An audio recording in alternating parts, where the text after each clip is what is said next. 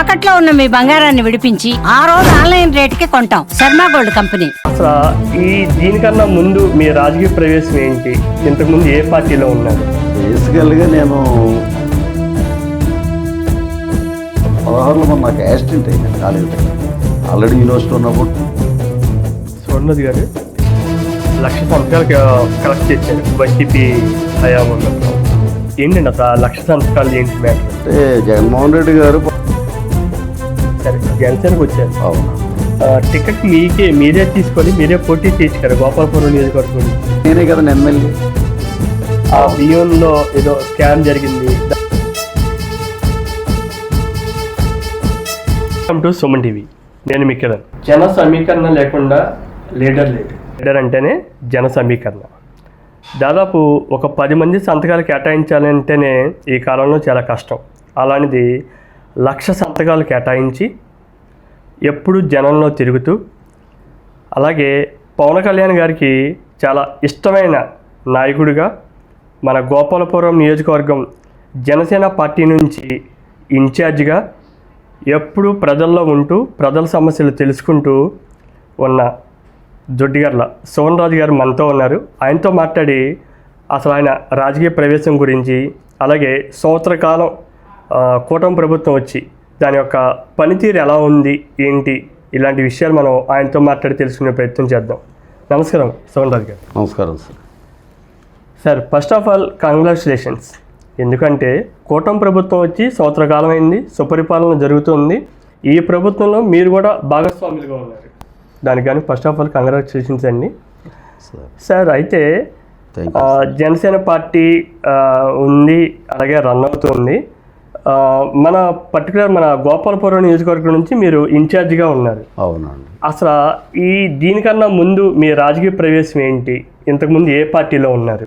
బేసికల్గా నేను Andhra university student leader అండి. చాలా కాలం 9 years spend there as a leader. Students union ప్రెసిడెంట్గా చేసి, తర్వాత స్టూడెంట్స్ సమస్యల గురించి, ఆ రోజుల్లో ఉన్నటువంటి పరిస్థితులను బట్టి విద్యార్థి నాయకుడిగా 9 సంవత్సరాలు నిత్యం కూడా స్టూడెంట్స్ ప్రాబ్లమ్స్ సాల్వ్ చేయడానికి. ఎందుకంటే గోపాలకృష్ణారెడ్డి గారు అని 36 years అండి.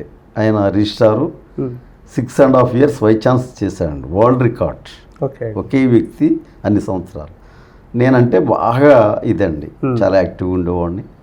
యాక్చువల్గా ఉద్యోగం వచ్చి అక్కడ సెటిల్ అవ్వాలి, అంత ఇన్ఫ్లుయెన్స్ సంపాదించాను. కానీ సోమరాజు కాలేజీ పెట్టి 10 మందికి ఉపయోగపడుతుంది. ఈ ఉద్యోగం అంటే ఏముంది, నీ కుటుంబం నీ పిల్లలకే కదా, కొంచెం డేరింగ్గా ఉంటా కదా, యాక్టివ్గా ఉంటా కదా అని ఒక మాట చెప్పాడు.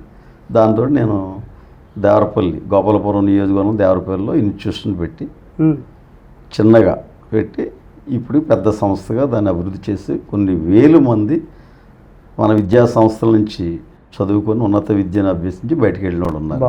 నియోజకవర్గంలో ఇంచుమించు 15,000 కుటుంబాలండి మన ఇన్ని సంస్థ నుంచి బయటకు వెళ్ళినాడు. ఎప్పుడు రాజకీయాల్లోకి వెళ్ళలేదండి. అంటే బేసికల్గా నేను ఫ్రమ్ అగ్రికల్చర్ లేబర్ ఫ్యామిలీ. మా అమ్మ నాన్న కూడా ఇది మామూలుగా అగ్రికల్చర్ లేబర్స్ అండి. ఏదో యూనివర్సిటీలో చదువుకునే భాగ్యం వచ్చింది. అక్కడ ఉన్న పెద్దవాళ్ళతోటి పరిచయాలతోటి అక్కడ స్టూడెంట్ లెవెల్లో నేను ఎక్కువగా శ్రమించి లీడర్షిప్ చేయడం, దానివల్ల వాళ్ళ కాలేజీ పెట్టడానికి నాకు వాళ్ళు పర్మిషన్ ఇవ్వడం, ఎంకరేజ్ చేశారు. చేసిన తర్వాత చిన్నగా ప్రతి వాళ్ళు, మాది యాక్చువల్ గోటాలండి, పోలవరం కాన్స్టిట్యున్సీ గోటాల. అయితే జనరల్గా చూస్తారు కదా, ఎవరో గోటాల నుంచి వచ్చారట, ఏ ఇన్స్టిట్యూషన్ పెడుతున్నారంటే, డిగ్రీ కాలేజీ పెడుతున్నారంటే అని అందరూ చెప్పుకుంటూ నవ్వేవాడు. ఇదేంటి ఇది ఉంటుందా, ఊడిపోతుంది, డొక్కు స్కూటర్ ఒకటి ఉండేదండి, దీని మీద తిరిగేవాడు. చూస్తారు కదా దళిత నేపథ్యం వెనకాల ఏంటి ఆర్థిక నేపథ్యం అన్నీ చూస్తారు కదా. ఓన్లీ చదువుకోవడం, యూనివర్సిటీలో నాలెడ్జిబుల్గా ఉండడం, లీడర్షిప్ క్వాలిటీస్ ఉండడం, అది ఒకటే నాకు ఉన్నది. పెద్ద పెద్దవాళ్ళతో పరిచయాలు. అప్పుడు ఏం చేస్తాను, నేను ఎప్పుడు కూడా తెలుసు నాకు వీళ్ళందరూ అలా అనుకుంటారని. కోల్డ్ ఫారాలండి, కోల్డ్ ఫారాలో డిగ్రీ కాలేజ్ అంటే మీకు తెలుసు కదా ఎలా ఉంటుందండి. అలా దేవుడి మీద భారం పెట్టి నెక్స్ట్ ఇయర్ కాబట్టి అలాగా వట్టిన అయిపోయింది. 30 years అండి. బాగా డెవలప్ చేశాను. నేను రాజకీయ జోలికి వెళ్ళలేదండి అసలు. ఎందుకంటే నేను ఆల్మోస్ట్ అక్కడే గడిపేశాను యూనివర్సిటీలో 9 సంవత్సరాలు. అన్ని రాజకీయాలు, కోట్ల విజయభాస్కర్ రెడ్డిని, చెన్నారెడ్డి గారిని, వీళ్ళందరూ అధికారంలో ఉన్నప్పుడు వచ్చినప్పుడు రిప్రజెంటేషన్ ఇవ్వడం, స్కాలర్షిప్స్ గురించి ఇవ్వడం, జాబ్స్ గురించి సరిపోయి ఆ నేపథ్యం తెలుసు నాకు, పెద్ద ఇదేం లేదండి. కానీ రాజశేఖర రెడ్డి గారు చనిపోయిన తర్వాత, రాజశేఖర రెడ్డి గారికి కూడా సీఎం ఉన్నప్పుడు నేను ఎప్పుడు కలలేదండి. ఆయన చనిపోయిన తర్వాత రాష్ట్రంలో జరిగిన పరిణామాలు, ఈ స్టేట్ ఇడిపోవడం మెయిన్, అప్పుడు నేను ఎంటర్ అవ్వాల్సి వచ్చింది వెరికేషన్ టైంలో. అది అప్పటికే కాలేజీ ఒక స్టేజ్కి వస్తుందండి. దాంతో నాకు ఫ్రీనెస్ వచ్చింది పాలిటిక్స్లోకి ఎంటర్ అవ్వడానికి. అది మెయిన్ అండి. ఆ తర్వాత మీకు తెలుసు కదా, వైఎస్ఆర్సీపీలోకి జాయిన్ అయ్యాం. అంటే స్టేట్ ఇడిపోయినప్పుడు టేకప్ చేసిన ఆయనే కదా ప్రత్యేక పార్టీ పెట్టి. ఆ విధంగా కొంతకాలం నడిచాం సార్. ఇప్పుడు 2016 వరకు ఉన్నాండి నేను పార్టీలో ఉన్నాను, వైఎస్ఆర్సీపీలో. ఆయన జైల్లో ఉన్నప్పుడు కూడా 16 నెలలు జైల్లో ఉన్నాడు. అప్పుడు కోటి సంతకాల్లో సేకరణలో భాగంగా నేను 1 lakh సంతకాలు చేయించానండి గోపాలపురం నియోజకవర్గంలో అండి. ఇద్దరు అండి రాష్ట్రంలో. ఇక్కడ నేను తిరుపతిలో చెవిరెడ్డి భాస్కర్ రెడ్డి గారు కాలుకి బలపం కట్టుకుని 85 గ్రామాలు తిరిగి సంతకాలు చేశాను సార్. చేసిన తర్వాత మళ్ళా 14లో టికెట్ రాలేదు, వేరే వాళ్ళకి వెళ్ళింది. రాజకీయాలు అంటే ఇవన్నీ మామూలే కదా సార్. 16 వరకు రాజకీయాల్లో ఉంది. 16లో మరి నాకు యాక్సిడెంట్ అయిందండి కాలేజీ దగ్గర, చనిపోవాల్సింది. అప్పుడు నేనే ఒకటే నిర్ణయం తీసుకున్నాను, దేవుడు నన్ను బ్రతికిచ్చాడు. ఆల్రెడీ యూనివర్సిటీ ఉన్నప్పుడు గొడ్డలతో కొట్టారండి 92లో కాలేజీ పెట్టకముందండి. రూమ్లో పడుకుంటే వచ్చి కొట్టేసి వెళ్ళిపోయాను. చాలా బాధపడ్డాను. దాంతో 1 రోజులు 2 నెలల రోజులు పట్టిందండి ఈ నెర్వస్ ఇవన్నీ సెట్ చేయడానికి. స్వర్ణద్ గారు 1,00,000 సంతకాలు కలెక్ట్ చేశారు వైసీపీ హయాం ఉన్నప్పుడు. ఏంటండి అసలు 1,00,000 సంతకాలు ఏంటి మ్యాటర్? అంటే జగన్మోహన్ రెడ్డి గారు 16 నెలలు జైల్లో ఉన్నారు కదా సార్. అప్పుడు పార్టీ అనౌన్స్ చేస్తుంది, కోటి సంతకాల్లో సేకరణలో భాగంగా 1 కోటి సంతకాలు సేకరించి కాంగ్రెస్ అధిష్టానానికి ఇవ్వాలని. ఇది అన్యాయం, అరెస్టు అని. దాంట్లో భాగంగా 1,00,000 సంతకాలు మా నియోజకవర్గం నుంచి చేసి ఇచ్చానండి. వైసీపీ గవర్నమెంట్లో మీరు ఉండి అంతగా చేసిన వాళ్ళు ఒకసారిగా మళ్ళీ జనసేనకు రావడానికి ఏంటి అంటే చాలా గ్యాప్ వచ్చింది కదా సార్. నా తర్వాత నా కోఆర్డినేటర్స్ చేశారండి. కోఆర్డినేటర్ లిస్టులో ఫస్ట్ నేను, సెకండ్ వనిత, థర్డ్ మోషన్. గోపాలపురం నియోజకవర్గం అంటే ఫస్ట్ ఆఫర్ నాకే కదండి. అటువంటి పరిస్థితుల్లో వేరే వాళ్ళకి ఇచ్చారు, కోఆర్డినేటర్ కాని వాళ్ళకి ఇచ్చారండి. అయినా సరే పార్టీ అధిష్టానం ఏది చేస్తే అది చేయాలి కదా. నేను ఎలక్షన్లో ఆయనకే సపోర్ట్ చేస్తాను. తర్వాత టికెట్ రాపని చేశాను. తర్వాత నాకు 16లో యాక్సిడెంట్ అయిందండి మరలా కాలేజీలో. యూనివర్సిటీలో ఎలాగైందో అలాగైందండి. దాంతో ఇక రాజకీయాలకు వెళ్ళకూడదు, ఎందుకు అసలు మన జీరోతో స్టార్ట్ చేసిన ఇన్స్టిట్యూషన్స్, దేవుడు ఇంతవరకు మన రక్షించాడు, ఎందుకు రాజకీయాలు ఎందుకు, పిల్లలు కూడా బాగా చదువుకున్నారు కదా, నేను రాజకీయాలు వెళ్ళకూడదని నిర్ణయించుకున్నాను సార్. నిర్ణయించుకుని తర్వాత 19లో మళ్ళీ గవర్నమెంట్ వచ్చింది, వైఎస్ఆర్సీపీ గవర్నమెంట్ వచ్చింది. వెంకటరావు గారు ఎమ్మెల్యే అయ్యారు మాకు. అయినా నేను ఇప్పుడు వెళ్ళలేదండి. అంటే వెళ్ళకూడదని నిర్ణయించుకున్నాను కదా సార్. అధికారంలో ఉన్న 5 సంవత్సరాలు ఇప్పుడు కూడా నేను ఆయన దగ్గరికి వెళ్ళలేదండి. అయినా నేను జగన్మోహన్ రెడ్డి గారి అభిమానిని 22 వరకు ఉన్నాను. అంటే జనరల్గా రాజశేఖర రెడ్డి గారి అబ్బాయి 1,00,000 కోట్ల ఆస్తి ఉంది కదా, తప్పనిసరి బాగానే చేస్తారు ఈయన అని అనుకున్నాను. కానీ పోలవరం ప్రాజెక్టు విషయంలో, స్టీల్ ప్లాంట్ విషయంలో, రాజధాని విషయంలో, అదే వివేకానంద హత్య కేసు విషయంలో,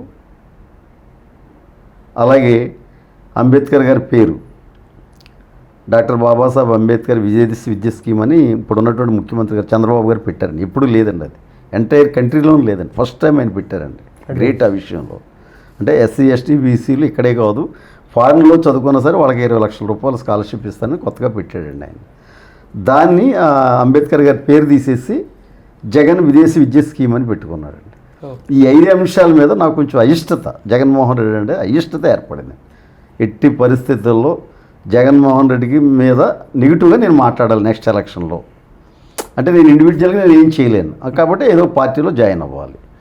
టీడీపీలో ఎలా జాయిన్ అవ్వలేను, టీడీపీలో ఆల్రెడీ ఎస్టాబ్లిష్డ్ పొలిటీషియన్స్ ఉన్నారండి. ఇంకా వైఎస్ఆర్సీపీలో నుంచి బయటకు వచ్చాను కాబట్టి వైఎస్ఆర్సీపీ నాకు బేసికల్గా ఈ 5 అంశాల మీద నెగిటివ్గా ఉన్నాను కదా, వెళ్ళాను. ఇక నెక్స్ట్ జనసేన. అప్పుడే జనసేన మీటింగ్లు పెట్టి ఈ సామాజిక న్యాయం గురించి, అంబేద్కర్ గారి గురించి, పూలే గారి గురించి, అల్లూరు సీతారామరావు గురించి సోషలిస్టిక్ భావాలతోటి పవన్ కళ్యాణ్ గారు మాట్లాడడం. తర్వాత 1,00,000 సంతకాలు కౌలు రైతులకి 1,00,000 రూపాయలు ఇవ్వడం, మొత్తం రాష్ట్రంలో ఎవరు చనిపోయినా సరే ఒక్కొక్కరి కుటుంబానికి ఇవ్వడం, ఎక్కడ పేదవాళ్ళకి ఏ అన్యాయం జరిగినా వెళ్ళి వాళ్ళకి సహాయం చేయడం. ఇవన్నీ చూసిన తర్వాత ఏంటంటే నాకు జనరల్గా నేను కొంచెం సోషలిస్టిక్ భావాలు ఉన్నవాడిని. జనసేన పార్టీ నాకు కరెక్ట్గా సరిపోతుంది అని అనుకుని అనడం, ఈ లోపల ఆ ఏరియాలో ఉన్నటువంటి మా కాలేజీలో చదువుకున్న విద్యార్థులు కానీ జనసేన నాయకులు వీళ్ళందరూ కూడా సార్ మీరు వస్తే బాగుంటుంది, మీలాంటి వాళ్ళు వస్తే బాగుంటుంది అని అంటే అప్పుడు నేను మా కరాటే భావాలు మీ భావాలు మించిగా దట్టు ఇక్కడ లోకల్గా ఉన్నటువంటి కరాటం రాంబాబు గారి యొక్క సార్ని అడిగాను, ఇలాగ ఆఫరింగ్ వస్తుంది నేను వెళ్తాను, మీ బ్లెస్సింగ్స్ కావాలంటే వెళ్ళండి మాస్టర్, మీలాంటి వాళ్ళు ఉంటే బాగుంటుంది జనసేన పార్టీ నుండి సారు, తర్వాత సాయి గారు కరాటం సాయి వాళ్ళు ఇద్దరు కూడా ఎంకరేజ్ చేశారు. సరే జనసేనకు వచ్చారు. అవునండి.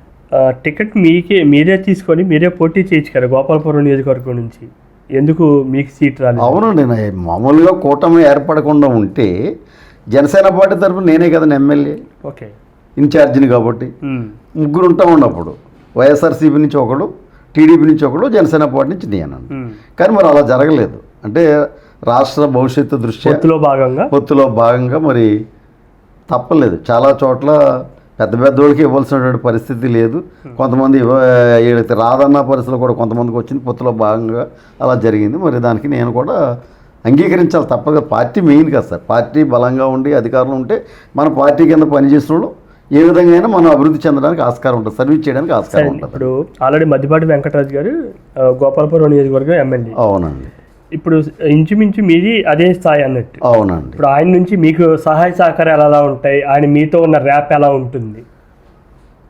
సహాయం అంటే కూటమిలో అందరం ఒకటే sir, MLA is MLA, incharge is incharge. ఎందుకంటే ప్రభుత్వం తరపు నుంచి ఏ పథకాలు వచ్చినా ఏ శాంక్షనింగ్ వచ్చినా అన్నీ ఆయన చూసుకుంటారు, అడ్మినిస్ట్రేషన్ చూసుకుంటారు. మేమైతే జనసేన పార్టీ తరపుని మా క్యాడర్ ఉంటారు కదండి, 4 మండలాల్లో క్యాడర్ ఉంటారు. వాళ్ళకి ఏమైనా సమస్య వచ్చినా సరే, ల్యాండ్ ఇష్యూస్ కానీ లేకపోతే కుటుంబ తగాదాలు వచ్చినా ఏదో వచ్చినా మాకు వస్తారు. దాన్ని నేను టేకప్ చేసుకుంటూ ఒక పార్టీని బలోపేతం చేసుకుంటూ, అలాగే ఎవరన్నా చనిపోతే మరి సహాయ గుణం, పేదలకి సహాయం చేసే గుణం మా జనసేన సిద్ధాంతంలో ఉందండి.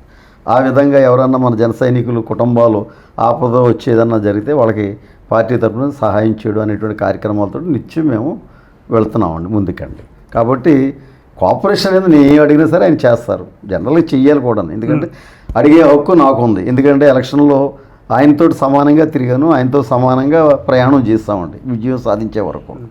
తప్పదు కదండి అది. గోపాలపురం నియోజకవర్గం నుంచి మీరు ఇన్ఛార్జ్గా జనసేన నుంచి ఉన్నారు. అవునండి. మనకి లాస్ట్ టైం వరదల కార్యక్రమంలో అవునండి బియ్యం వరకు ఇలాంటివి కొన్ని సేకరించి అవునండి చాలా మందికి పంపించే ప్రయత్నం చేశారు. అవునండి. అదే టైంలో నియోజకవర్గం నుంచి మీరు కూడా కొంతవరకు కలెక్ట్ చేసి అవునండి ఆ నేపథ్యంలో మీరు అక్కడ పంపించకుండా ఆ బియ్యంలో ఏదో స్కామ్ జరిగింది, దానికి సంబంధించిన అవునండి. ఏంటి సార్ అసలు ఏంటి అది? దానికి కౌంటర్ కూడా మా పార్టీ వాళ్ళు ఇచ్చారు, నేను ఇవ్వలేదండి. మా పార్టీ వాళ్ళు 100 మంది ప్రెస్ మీట్ పెట్టి ఇచ్చారు. ఏమీ లేదు సార్, వరదలు జరిగినప్పుడు డబ్బులు కలెక్ట్ చేస్తారు నియోజకవర్గం వైజ్ ఎమ్మెల్యే గారు. దాంట్లో భాగంగా మా వాళ్ళు కూడా ఇచ్చారండి. వాళ్ళు కొంచెం ఎక్కువ మొత్తాలు ఇచ్చారు, మా వాళ్ళు తక్కువ మొత్తాలు ఇచ్చారు. అలా కాకుండా ఒక స్పెషల్ ఐడెంటిటీ మనకు కూడా ఉండాలి. ఇప్పుడు డబ్బులు కలెక్ట్ చేసినా మేము విడిగా ఇవ్వడానికి కుదరదు కదా, మేము ఎమ్మెల్యేకి ఇవ్వాలి, ఎమ్మెల్యే పట్టుకెళ్ళి ఇచ్చారు. అదే ఒక రైస్ కలెక్ట్ చేసి మనం రైస్ ద్వారా మనం వరద బాధితులకి ఇస్తే బాగుంటుందని ఆలోచన చేస్తామండి. 4 మండలాల ప్రెసిడెంట్స్ తోటి ఆలోచిస్తే అందరూ కూడా బాగానే ఉంటుంది అన్నారండి. యాక్చువల్గా మేము 10 టన్నులు కొనుక్కున్నామండి, కలెక్ట్ చేయాలి 4 మండలాల నుంచి. 10 టన్నులు అన్నది 15 టన్నులు అయింది, 15 టన్నులు 20 టన్నులు, 20 టన్నులు 30 టన్నులు, 40 టన్నులు కలెక్ట్ చేస్తామండి. దాంతో లేట్ అయిపోయింది, మేము స్టార్ట్ చేయడమే లేట్గా స్టార్ట్ చేయడం, ఈ కలెక్ట్ చేసేటప్పుడు ఇంకో 15 రోజులు పట్టిస్తుంది. ఇదంతా కూడా మా జన సైనికులు జనసేన గ్రామ అధ్యక్షులు చేసిందండి, మేము కోఆర్డినేషన్ చేశాం. కాబట్టి ఇది మా పవన్ కళ్యాణ్ గారి ద్వారా లేదా మా మనోహర్ గారి ద్వారా మా ఎమ్మెల్యేల ద్వారా ఆ ప్రాంతానికి తీసుకుని వెళ్ళాలని మేము ప్రయత్నం చేసే భాగంలో అక్కడి నుంచి మాకు డేట్ రాక 2-3 సార్లు వచ్చింది, డేట్ 2-3 సార్లు కూడా క్యాన్సిల్ అయింది, అలాగే లేట్ అయింది. చివరికి నేను ఇక్కడ వచ్చి రాంబాబు గారు కరాటో రాంబాబు గారు అంటే మాకు అప్లాండ్ ఏరియాలో మరి ఆయనే కదండి కొంచెం పెద్ద కొంచెం ఇదండి ఇలా జరుగుతుంది ఇది అంటే వెంటనే బాలరాజు గారితో మాట్లాడి వాళ్ళ నియోజకవర్గంలో పంచడానికి, అది కుక్కునూరు గ్రామాలు అవి ఉన్నాయి కదండి, పంచడానికి డేట్ అది ఫిక్స్ అయిపోయింది. మేము అందరూ లారీలన్నీ కూడా మాట్లాడుకున్నాం. తీరా లారీలు మీద ఎక్స్పోర్ట్ చేయాలనేటప్పటికి ఆ బియ్యం ఎవరో మీలాంటి వాళ్ళు రైస్ ఒకసారి చూడండి చాలా రోజులు అయిపోయిందా 2 నెలలు అయిపోయింది కదంటే చూసేటప్పటికి పురుగులు పట్టేసి బ్లాక్ అయిపోయి స్మెల్ వచ్చేస్తున్నాయి. ఏంటో ఇలాగని సాయి గారికి ఫోన్ చేస్తే ఆఫ్ చేసేద్దాం ఉండి అలాగైతేనని ఆఫ్ చేస్తాం. దాన్ని డిస్పోజల్ చేయాలంటే ఈ చేపల చెరువులు వాళ్ళు వీళ్ళు వచ్చి తెలుస్తుంది కదండి ఇలాగైందండి. అడితే వాళ్ళు 20 రూపాయల నుంచి 19 రూపాయలు 20, 21, 22 అలాగా పెంచుకుంటూ వెళ్తే ఇవ్వలేదండి. ఆఖరికి మా సత్యనారాయణ గారు ఉన్నారు, నచ్చిన సత్యనారాయణ గారు మా పార్టీ జనరల్ సెక్రటరీ అండి, ఇక్కడ ఆవుపాడండి. బయోటెక్ ఉందండి వాళ్ళ దగ్గర, ఈ వైన్స్ తయారు చేసేది. అప్పుడు సోమరాజు గారు నేను మాట్లాడతానని 26 రూపాయలు 50 పైసలకి మాట, 22 ఎక్కడ, 21, 19 ఎక్కడ, 26, 50 పైసలకి చెప్పని ఈ 40 టన్నులు ఇచ్చేస్తామండి వాళ్ళకి. అయితే వాళ్ళు తీసుకొని అన్నారు యాక్చువల్గా. సరే ఇంత మొత్తంలో మేము ఎక్కడైనా తీసుకోవాలంటే బిల్స్ ఉండాలి మాకు, లేకపోతే మిల్స్ ద్వారా వచ్చినవి తీసుకుంటాం కానీ ఇంత బల్క్గా తీసుకోవడానికి కుదరదండి అని ఎవిడెన్స్ తీసుకోండి. అప్పుడు మేమన్నా మాది ఇది ఇలాగా ఈ విధంగా జరిగింది, వరద బాధితులు మేము 4 మండలాల నుంచి కలెక్ట్ చేస్తాం. దాన్ని పంపిణీ చేసేటువంటి విషయంలో లేట్ అవ్వడం వల్ల పాడైపోయింది. ఏదైనా విషయం మీకు ప్రాబ్లం అవుతే మాది బాధ్యత. ఈ అమ్మిన డబ్బులు బ్యాంకులు వేసి త్రూ పవన్ కళ్యాణ్ గారి ద్వారా మా పార్టీ ద్వారా ప్రభుత్వానికి ఇస్తామని ఒక లెటర్ రాసామండి. సెప్టెంబర్లో 20వ తారీఖు 11వ నెలలో ఒక లెటర్ రాసి వాళ్ళకి సబ్మిట్ చేస్తే అప్పుడు వాళ్ళు తీసుకున్నారు. ఇంచుమించుగా 40 టన్నులకి 10,67,000 రూపాయలు వచ్చిందండి. త్రూ ఆర్జీఎస్టీ ఉంది కదా, త్రూ నా అకౌంట్ నెంబర్కి వచ్చిందనమాట. అది ఈ రోజు వరకు కూడా అక్కడే ఉన్నాయండి డబ్బులు. దానికి ఇంట్రెస్ట్ పెరిగింది. ఇప్పుడు ఎంత 11,50,000 ఎంత అయిందండి. అది తర్వాత లేనిపోయిన అపోహలు వాళ్ళు ఇచ్చేస్తారని ఎలక్ట్రానిక్ అండ్ ఇది మీడియా మీద ఆల్రెడీ లీగల్ నోటీస్ ఇచ్చానండి. 4 రోజులు అయిపోయింది. వాళ్ళ దగ్గర నుంచి ఏ విధమైన ఆన్సర్ రాలేదు. ఈ నెలాఖరు లోపల ఇంచుమించుగా నెక్స్ట్ వీక్లో కేసు వేస్తున్నాను సార్ దాన్ని. అయితే ఇంకొక వాదన కూడా ఉందండి. ఎలాగండి?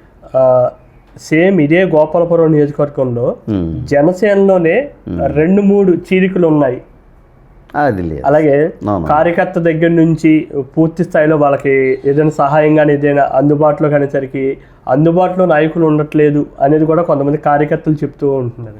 అసలు విభేదాలంటూ అది లేదు. జనరల్గా ప్రతి పార్టీలో ఉండేది అది, ఆ విధంగానే ఉంది. కానీ అది ఏం లేదు. ఎందుకంటే నేను ఫుల్ టైము ఇన్ఛార్జిని ఇక్కడండి. నాకు వేరే పని పాట లేదు. ఉన్నాయన్ని బాధ్యతలు మా పిల్లలకి అప్పచెప్పిస్తాను. ప్రొద్దున నుంచి సాయంకాలం వరకు జనసేన పార్టీకి సంబంధించినటువంటి విషయాల మీద నేను చూస్తున్నాను. ఎవరు ఫోన్ చేసినా నేను ఓన్లీ రోజుకి 2 గంటలు 3 గంటలు ఫోన్లు రిసీవ్ చేసుకోవడానికి వాళ్ళకి ఆన్సర్ చెప్పడమే సరిపోద్దండి నాకు. సరే, ఏదో ఒక ప్రముఖ ఛానల్లో మీరు భవిష్యత్ సీఎం ఎవరు అంటే పవన్ కళ్యాణ్ గారే అన్నట్టు చెప్పారు. ఏంటంటారండి ఇప్పుడు ఆల్రెడీ భవిష్యత్తు? No doubt. మీరు ఒకసారి ఆలోచన చెయ్యండి. రాజకీయ నాయకులకి డిఫరెంట్ పవన్ కళ్యాణ్ గారి యొక్క లైఫ్ కానీ, ఆయన వ్యక్తిత్వం కానీ, ఆయన ప్రొఫెషన్ కానీ, ఆయన మాట్లాడే విధానం కానీ, ఆయన ఆలోచన విధానం కానీ, అంటే సమాజానికి ఏదో చెయ్యాలి, మార్పు తీసుకురావాలి అనేటువంటి దృక్పథంతో వెళ్తున్నారండి. మనల్ని మీరు చూస్తుంటారు, ఏదో ఒక ఛానల్ ప్రముఖ ఛానల్ కూడా సర్వే చేస్తే నిజాయితీ పరుల్లో ఫస్ట్ ర్యాంక్లో వచ్చాడండి ఆయన. ఒక రాజకీయ నాయకుడు అయ్యుండి అసలు నిజాయితీ అనే దానికి అసలు నిలువెత్తు ప్రత్యక్ష దర్శనం అండి ఆయన. అలాగే నీతి నియమాలు, తర్వాత ప్రేమ, దయ, కరుణ అవన్నీ ఉండబట్టే ఎంత సర్వీస్ చేయగలుగుతున్నాడు. ఏ విధమైనటువంటి నేపథ్యం లేకపోయినప్పటి రాజకీయ నేపథ్యం, కేవలం ఆ సినీ రంగంలో అవకాశం ఉన్నప్పుడు ఒక 1 వీక్ 10 రోజులు వెళ్ళి కష్టపడడం, ఆ డబ్బులు తీసుకురావడం, ఇటు పార్టీకి, తర్వాత సమాజంలో ఎవరైనా మరి నా కష్టాలు వచ్చినప్పుడు, ఇబ్బందులు వచ్చినప్పుడు వైద్య రీత్యా కానీ, ఇంకొక రీత్యా కానీ, లేదా యాక్సిడెంటల్గా కానీ ఆల్రెడీ కౌలు రైతులకి బోల్డెన్ కోట్లు ఇచ్చారండి ఆయన. చేస్తాం. ఈవెన్ డిప్యూటీ సీఎం అయిన తర్వాత కూడా వరదల్లో ఎంత సహాయం చేశారండి. ఇంచుమించుగా 6 కోట్ల రూపాయలు సొంత డబ్బులు. 1 కోటి రూపాయలు తెలంగాణకి ఇచ్చారు, 1 కోటి రూపాయలు ఆంధ్రప్రదేశ్కి ఇచ్చారు. మరలా ప్రతి పంచాయతీకి 400 పంచాయతీలకి ₹1,00,000 చెప్పి ఇచ్చారండి. అలాగే దేశ చరిత్రలోనే 13,126 విలేజులు ఒకేసారి మీటింగ్ పెట్టి ఆ గ్రామ అభివృద్ధి గురించి, ఆ గ్రామ సంక్షేమాన్ని గురించి ఏం చేయాలనేటువంటిది ఆయన మరి పంచాయతీరాజ్ మినిస్టర్ ఉండగానే జరిగిందండి. మీకు అందరికీ తెలుసు. అయితే మీకు ఆయనతో ఉన్న ర్యాప్ ఏంటి? నాకు ర్యాప్ ఏం లేదండి. నేను పార్టీలో జాయిన్ అయినప్పుడు పరిచయం అయ్యాను. కరాటం సాయి గారు, మా ప్రెసిడెంట్ గోవిందరావు గారు, కొటిగలపూడి గోవిందరావు గారు పరిచయం చేశారండి. తర్వాత పార్టీలో నాకు స్థానం కల్పించడం, అంటే నియోజకవర్గాన్ని అప్పచెప్పారండి ముందు మీరే చూసుకోవాలని. తర్వాత అఫీషియల్గా ఎలక్షన్స్ ముందు ఇన్ఛార్జిగా ఇవ్వడం, ఇలాగ పార్టీలో కలవడం. అంతేగాని మామూలుగా సార్తో కూర్చుని మాట్లాడడం అంటే ఎవరికి కూడా సాధ్యం కాదండి. ఎందుకంటే ఆయన బేసికల్గా పవర్ స్టార్, సినీ యాక్టర్, కాబట్టి బోడంత షెడ్యూల్ ఉంటుంది, బిజీ షెడ్యూల్.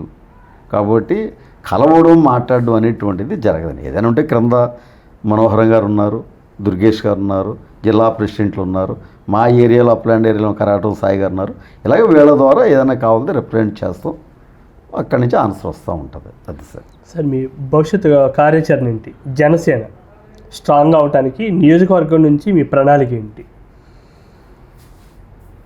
ఏదో ప్రణాళిక మా అధినాయకుని యొక్క ఆయన యొక్క ఇన్ఫ్లుయెన్స్, ఆయన యొక్క అది ఆకర్షణతో పాటు ఇక్కడ క్షేత్రస్థాయిలో మేము లోతుగా వెళ్ళి ప్రజల దగ్గరికి వెళ్ళి మమేకం అయ్యి వాళ్ళకి ఏది రేషన్ కార్డు కావాలన్నా, ఏదైనా లోన్ కావాలన్నా, ఏదైనా పోలీసు స్టేషన్ సమస్య వచ్చినా, లేకపోతే ఏదైనా అగ్రికల్చర్ సంబంధించినటువంటి ఏదైనా పరిష్కారం వచ్చినా, లేకపోతే ధాన్యం అమ్ముడవపోని ఇటువంటి ఏమిటి ఉంటాయి ప్రతిదీ అది కన్సర్న్ ఆఫీసర్ దగ్గర తీసుకెళ్ళి మాట్లాడడం చేయడం, వాళ్ళకి మరలా ఆ విషయాలు చెప్పడం.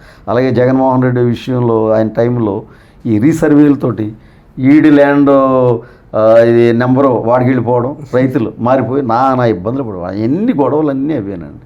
వెళ్ళడం, ఎంఆర్ఓలతో మాట్లాడడం, తహసీల్దార్తో మాట్లాడడం, రిప్రజెంటేషన్ ఇవ్వడం, ఆ గైడ్లైన్స్ ప్రకారంగా వాళ్ళతో ఇచ్చేయడం. ఇంక రెవెన్యూ ఇదంటే మీకు తెలుసు కదా, నెంబర్ ఆఫ్ టైమ్స్ తిరగాలి. అలాగే నిత్యం అదే శ్రీరామ రక్ష అవుతుంది ఏ పార్టీకైనా. ప్రజల్లో ఎప్పుడైతే ప్రజల బాగోగులను మనం చూస్తున్నామో వాళ్ళ హృదయాలు మనకు ఒక స్థానం ఉంటుందండి. ఇప్పుడు ఎమ్మెల్యే అవ్వాలంటే టికెట్ రావాలంటే మరలా ఈ కూటమిలో భాగంగా ఏ నియోజకవర్గానికి వెళ్తుంది, ఏది ఎక్కడ వెళ్తే ఎవరికీ తెలియదండి. మా మనోహర్ గారి దగ్గరికి వెళ్ళాను నేను ఒకసారి. వెళ్ళి టికెట్ విషయంలో నేను చాలా కష్టపడుతున్నాను సార్, నేను టికెట్ ఆశిస్తున్నాను, ఎందుకంటే నేను కూడా ఆయన సమక్షంలో జాయిన్ అయినాను వెళ్ళరు ఆయన అడిగితే ఆయన ఒకటే అన్నారు, ఎంత బయోడేటా చూసి, సోహన్ రాజు గారు మీరు చాలా కష్టపడుతున్నారు, నాకు చెప్పవసరం ఎప్పటికప్పుడు మీ రిపోర్ట్ చూస్తున్నాను, బట్ ఇదొక సుదీర్ఘ ప్రయాణం, పని చేసుకుంటే వెళ్ళాలి, అవకాశాలు ఎప్పుడు వస్తాయి అన్నట్టు మనం చెప్పలేం, అంతే అన్నారు. నమస్కారం పెట్టేసి వచ్చేసాను, ఇంకేం మాట్లాడలేదండి నేను ఇంకా. అది అలాగే మీరు ఆల్రెడీ చాలా విద్యాలయాలను నడుపుతూ ఉన్నారు. అవునండి. అంటే విద్య మీద మీకు పూర్తిగా ఒక అవగాహన అనేది ఉంది సార్. 4 మండలాల్లో ఒక ఇంజనీరింగ్ కాలేజీ కానీ ఏదైనా ఒక మంచి కాలేజెస్ ఇంకా ఎస్టాబ్లిష్ ఎందుకు చేయకూడదు అంటారు గవర్నమెంట్ తరపు నుంచి? గవర్నమెంట్ తరపుని అసలు కాలేజ్ ఎస్టాబ్లిష్మెంట్, అందులో ఇంజనీరింగ్ కాలేజ్ ఎస్టాబ్లిష్మెంట్ చేసేటువంటి అవకాశం లేదు సార్. ఎందుకంటే అట్లీస్ట్ డిగ్రీ కాలేజెస్ అలాంటివండి. డిగ్రీ కాలేజ్ కూడా లేదు ఇప్పుడు, అంతా కూడా ఇంజనీరింగ్ అని. డిగ్రీ కాలేజ్ అసలు స్ట్రెంత్ కూడా లేదండి ఎక్కడ. ఇంజనీరింగ్ కాలేజ్ అంతా బోర్డు ఎంటర్ప్రైజెస్ ఇప్పటికే టూ మచ్ పెట్టేస్తారండి. ఇప్పుడు కార్పొరేట్ స్కూల్స్ కాలేజెస్ ఎక్కువైపోయి ఇంటర్మీడియట్ వాటికి కూడా చాలామంది ఎక్కువ వెచ్చేస్తున్నారు సార్, చాలా ఎక్కువ డబ్బులు పెట్టాల్సి వస్తుంది, మళ్ళీ దూరభారాలు కూడా పంపిస్తున్నారు కదా. అవును సార్. పిల్లల్ని కూలి పని చేసుకునే వాళ్ళు కూడా బాగా చదువుకోవాలి, మంచి ఉన్నత స్థితిలో ఉండాలంటే వాళ్ళు అన్ని డబ్బులని ఖర్చు పెట్టి వాళ్ళ ఇష్టం అండి వాళ్ళు. అలా కాకుండా ప్రభుత్వమే కనుక ఇంటర్మీడియట్ కాలేజ్ డిగ్రీ కాలేజీ పెట్టింది అనుకోండి, ఎంతో కొంత వాళ్ళకి ఇప్పుడు ఈ తల్లికి వందనం వీటికన్నా కూడా అలాంటివి ఇచ్చినా కానీ ఇంకా సపోర్టివ్గా ఉండొచ్చు కానీ అంటారు. సపోర్ట్ అంటే అసలు ఆ సిస్టమే లేదు, మీకు తెలుసు కదా. గవర్నమెంట్ ఇన్స్టిట్యూషన్స్ ఎస్టాబ్లిష్ సిస్టమే లేదండి. ఓకే. ఇప్పుడు టేక్ ఫర్ ఎగ్జాంపుల్స్, గవర్నమెంట్ కాలేజ్లో బోలని పోస్టులు ఖాళీలు ఉన్నాయి, ఎక్కడైనా ఫిల్ చేస్తున్నారండి గవర్నమెంట్. ఏదో కాంట్రాక్ట్ లెక్చరర్స్ అను, గెస్ట్ ఫ్యాకల్టీస్ అను అలా చేసి అవుట్సోర్సింగ్ అదే ఎక్కువగా గవర్నమెంట్స్ ఏంటంటే ఈ బిలో పవర్టీ లైన్ ఉన్నటువంటి కుటుంబాలని ఏ విధంగా పైకి తీసుకురావాలి అని వాళ్ళకి కావాల్సినటువంటి సౌకర్యాలు కల్పించడం, అయితే అవకాశాలు కల్పించడం ఇదే చూస్తున్నారు కానీ ఎంప్లాయ్మెంట్ మీద దృష్టి పెట్టడం.